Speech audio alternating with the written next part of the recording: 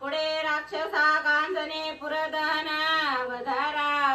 आणि मग या ठिकाणी आपल्या गुरुला जनार्दन स्वामीला शरणागती पत्करली. नाथबाबानं सांगितलं प्रथम पहिलं कार्य या शेपटीनं काय केलं, मेन राजाच म्हणले त्या ठिकाणी असणाऱ्या दाढी मिशा जाळल्या. ही झालं पहिला पराक्रम. आता दुसरा पराक्रम ही शेपटी पुढच्या अध्यायामध्ये करणार आहे. काय करणार आहे म्हणले, राक्षसांना गतप्राण करणार आहे आणि त्यांच्या प्राणाचा पूर्दहन होणार आहे. त्या ठिकाणी असणार पूर्णपणे काय करणार आहे, या लंका नदीला ही शेपटी जाळून असणारी राख रांगोळी करणार आहे. नुसती त्या ठिकाणी म्हणले काय होणार आहे, ही सर्व असणारे शौर्य कीर्ती कार्य हनुमाननी ती शेपटी करणार आहे. मात्र हा संवाद ऐकण्याकरता, ही गोड रामायण ऐकण्याकरता पुढच्या रविवारी या ठिकाणी 9 वाजताच येऊन हजर व्हायचं. या मी असू नाही तर त्या ठिकाणी ब्रह्मदेव असू. मी तर गेल्या रविवारी महाराजाला सांगितलं होतं, उशीर झाला का, काही नाही. पण आता भानगड अशी झाली या महाराजांनी तिथून या म्हणलं या, आणि म्हणून या ठिकाणी तुमचा आज वेळ घेतला.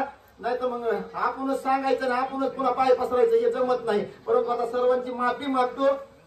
त्याच्यामुळे सर्वांनी 5-5 वेळा घेतल्या आणि त्या ठिकाणी वेळ झाला आरतीला. महाराजाचीही त्या ठिकाणी मी क्षमा याचना करतो. तुम्हाला सर्व असणारे आमचे तरुण मित्र मंडळ इकडे असणारे त्यांनी स्वयंपाक तयार करून वाट बघत येतं. म्हणतात त्यांनी याचं कवा उरकत, हे बाबा पुढेच लागतोय शब्दानं शब्द शब्दानं शब्द, असं काही नाही. एवढ्याच रविवारी त्याच्यामुळे सर्व तुम्हाला श्रोते मायबापाची या ठिकाणी असणारी माफी मागतो. आपला कार्यक्रम एक अर्ध्या तासानं पुढे लांबला म्हणून जनार्दन स्वामीला शरणागती पत्करली. नाथबाबा सांगू लागले ही संवाद, हे गोड रामायण ऐकण्याकरता मात्र पुढचा अध्याय त्या ठिकाणी श्रवण करावं लागल. स्वस्ति श्री भावार्थ रामायणे सुंदरकांडे काकार टीकाय रावण्य रहस्य खांड विषादन नाम अष्टोदशाध्याय गोडा.